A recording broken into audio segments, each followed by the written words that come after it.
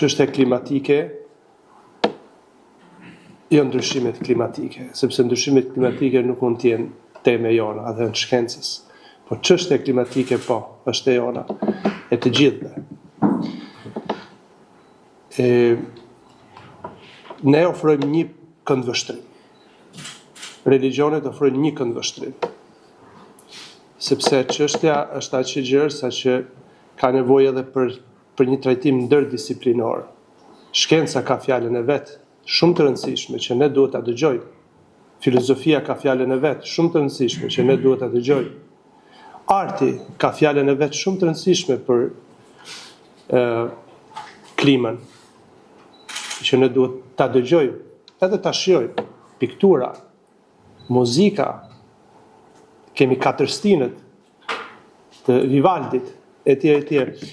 Çështja ekologjike është një çështje që na përfshin të gjithëve. Ne mund të themi një fjalë tonën, ose më mirë, mendoj që ky vend këtu është vendi ku ne themi, mundohemi të themi çfarë Zoti don për këtë çështje.